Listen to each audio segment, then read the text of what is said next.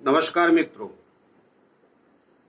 तो आइए, जैसी हमारी आपकी चर्चा चली रही है पंच महापुरुष योगों पर, तो हमारी यात्रा सिंह लगन तक हो आई है और आज बारी है कन्या लगन। तो कन्या लगन में और मिथुन लगन में दो ही पंच महापुरुष योग बनते हैं। मिथुन लगन भी, मिथुन और कन्या राशि का मालिक बुध हो जाता है। तो इन दोनों लग्नों में भद्रयोग और हंस योग ही बनते हैं। तो मिथुन लगन में मैं भद्र योग और हंस योग बता चुका हूं। तो आइए आज कन्या लगन में वो क्या फल देते हैं। तो इन योगों का फल करीब करीब एक जैसा ही होगा, लेकिन चूंकि लगन अलग है तो इस पे चर्चा तो करेंगे। आइए बात करते हैं। तो देखिए, बुध यहां बैठा है, तो बुध अपने ही घर में लग्न में ही बैठा और ये उच्च का है। तो ये ग्रेट, अत्यंत श्रेष्ठ ऐसा व्यक्ति, बहुत ज्यादा बुद्धिमान, तमाम चीजों का ज्ञाता, अध्यात्म है तो बहुत सारे शास्त्रों का ज्ञाता, राजनीति में है तो भी तमाम शास्त्र और भाषाओं का ज्ञाता, ऊंचाइयों को प्राप्त करता है ऐसा व्यक्ति जहां भी रहता है। राजकीय सेवा में चला जाए तो वहां ऊंचाई पे रहेगा, राजनीति जाएगा तो वहां भी ऊंचाई पे रहेगा, कारोबार में जाएगा वहां ऊंचाई पे रहेगा। तो कहने का मतलब अल्टीमेट, ये व्यक्ति जिसकी भी कुंडली में कन्या लगन में यहाँ बुध बैठ जाएगा और बुध अच्छे अंशों पे हो, कुछ खराब ग्रहों की दृष्टि ना हो तो ग्रेट कर जाएगा, कमाल करेगा। ये व्यक्ति दुनिया में जाना जाएगा, नामचीन होगा, किसी भी क्षेत्र में रहे। व्यापारी बनेगा तो वहां भी उच्च कोटि का व्यापारी होगा, राजनीति में रहेगा तो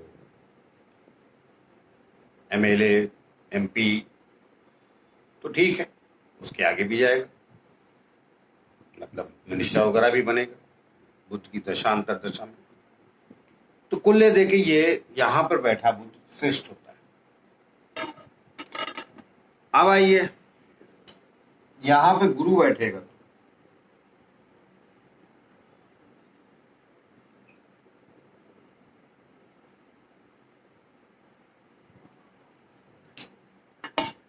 ये यहां गुरु बैठा, तो इसने क्या बनाया, इसने बनाया हंस योग। ये भी अत्यंत श्रेष्ठ। गुरु भी जब भी कर्म स्थान पर दृष्टि होती है तो उस आदमी को ऊंचाइयां देता जरूर। जैसे कि उद्धव ठाकरे की जी की कुंडली है, उनका गुरु यही बैठा है, कन्या लगन की कुंडली है उनकी, बुद्ध उनका यहाँ। तो अब इसकी जब दशा शुरू हुई तो अब पार्टी वोटी छोड़ के दूसरे से अपना तालमेल करके जो भी है, लेकिन सत्ता में चले गए। उनकी कुंडली मैंने बीचना अलग से की है, वो देख लीजिएगा। बहुत सारे एक्टर हैं, राजनीतिक हैं, ऐसे लोगों की मैंने कुंडलियों पे व्याख्या की है। तो जब वो योग बैठते हैं या बनते हैं तो वो अपना असर दिखाते हैं, वो इंसान को श्रेष्ठ बनाते हैं। तो यहां पे बैठा गुरु, और हाँ, मैंने पीछे भी एक वीडियो में शनि यहां बैठा तो बोला था, यहां भी गुरु बैठा है तो ऐसा व्यक्ति कई बार स्वयं से ही बड़े फैमिली में जन्म ले लेता है, उसको घर बनाने ज्यादा जरूरत पड़ती नहीं। वैसे चौथा गुरु घर बनने भी नहीं देता है लेकिन 100 राशि का है तो ऐसे व्यक्ति का अपने आप ही पहले से होता है तो यहां भी बैठा ये गुरु श्रेष्ठ फल देता है, ऊंचाइयां देगा और बड़ा बनाएगा।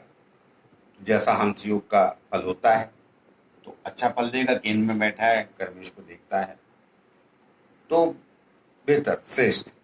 अब आइए, यहां बैठेगा गुरु तो क्या करेगा।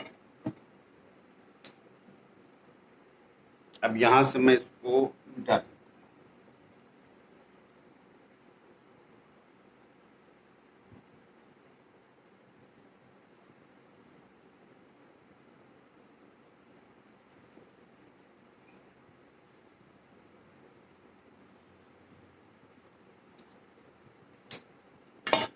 तो अब यहां अगर गुरु बैठेगा तो क्या परिणाम हो जाएगा, इसमें और उसमें स्वभाव में फर्क हो जाएगा। ये व्यक्ति अत्यंत विशाल सोचेगा और अपने लग्न अर्थात अपने व्यक्तित्व, अपनी पर्सनालिटी, अपने रहन सहन की चीजों पे ध्यान रखेगा। ये इतना ध्यान नहीं रखेगा अपने पर्सनालिटी पे, मगर ये रखेगा, जो पर्सनालिटी पे ध्यान रखेगा। पत्नी भी इसकी अच्छी मिलेगी, पत्नी इसकी भी अच्छी मिलेगी, मतलब इस लगन में ही अच्छी मिलेगी, कहने का मतलब ये है। तो और बस फर्क इतना हो जाएगा, ये फल दोनों के एक जैसे ही रहेंगे, ऊंचाइयां ये भी देगा, ऊंचाइयां ये भी देगा। मगर हो सकता है ऐसा व्यक्ति राजनीति में ना जाए, ऐसा व्यक्ति आध्यात्म में जा सकता है या दूसरे और किसी क्षेत्र में जा सकता है वो, मगर जहां भी रहेगा ऊंचाइयां ये भी देगा गुरु, और ऊंचा बनाएगा। मनुष्य का देखने सुनने में भी वो व्यक्ति अच्छा होगा और कद वगैरह भी थोड़ा निखरा हुआ होगा, और उसको अपने शरीर से मतलब अपने व्यक्ति से प्रेम भी होगा। तो वो कहीं न कहीं ये गुरु भी सब कुछ देगा जो संसार में चाहिए। तो ये हंस योग यहाँ भी शुभ है इस लगन में। और आइए एक घर और बचा है, उसको भी बताता चलता हूँ ताकि कन्या लग्न का कंप्लीट हो जाए। अब ये बुध यहाँ बैठ के यहाँ बैठा है,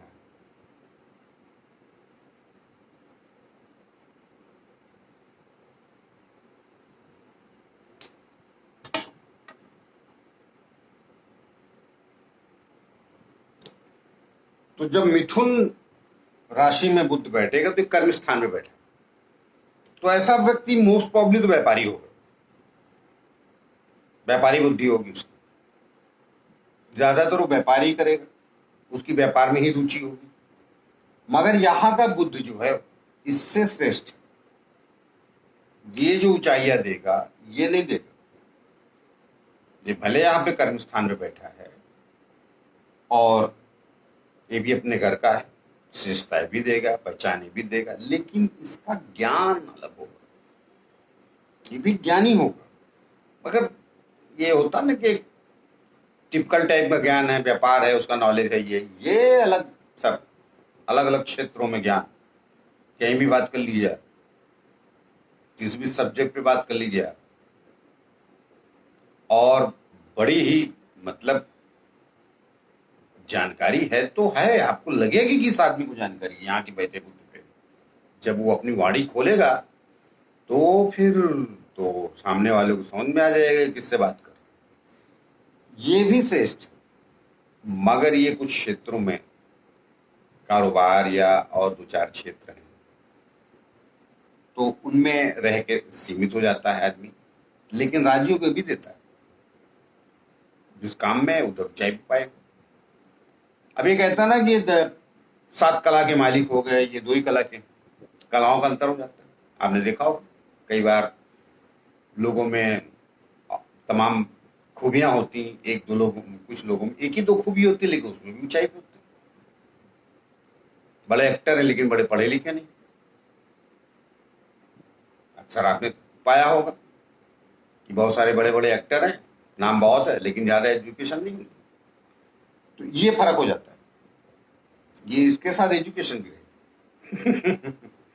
तो कहने का मतलब ये व्यक्ति जिसको कहते हैं कि हर क्षेत्र में ज्ञानी, ये भी श्रेष्ठ होता है, लेकिन ये नंबर 1, ये नंबर 2, ये दूसरे स्थान, क्योंकि धन दोनों में कमी नहीं आ सकती, धन दोनों कमा सकते हैं, मगर कहा ना जो एक व्यक्तित्व, पर्सनालिटी, ज्ञान, वाणी, उसमें अंतर आ जाता है। तो आइए आज मैंने अपनी बात कन्या लगन तक की पंच महापुरुष योगों की, और मैं हर वीडियो में कहता हूँ, फिर कह देता हूँ कि पंच महापुरुष योग लगा तो है, ये लोग समाज से विशेष होते हैं, इसमें कोई जो राय है नहीं, कुछ इनमें विशेष उपलब्धियां जरूर पाई जाएंगी। अब वो किस दायरे में रहते हैं वो विषय अलग है। गांव में होंगे तो गांव में श्रेष्ठ होंगे, कस्बे में होंगे तो कस्बे में श्रेष्ठ होंगे। तो आप, सवाल ये है कि कहाँ जाके अपना प्रयत्न करते हैं, वो भी तो मायने रखता है।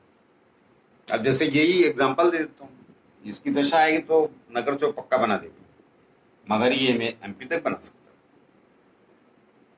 ये अंतर हो जाता है। तो ये धीरे धीरे ऊंचाई प्राप्त करेगा, ये डायरेक्ट पा सकता है टिकट, मगर इसका जरा चांस कम है, नगर सेवकों से धीरे धीरे निकलेगा, फिर आगे ये फिर आगे वो, ये फर्क समझ लीजिए आप। तो बाकी जिन लोगों ने हमारा चैनल सब्सक्राइब नहीं किया है वो कृपया हमारा चैनल सब्सक्राइब कर लें।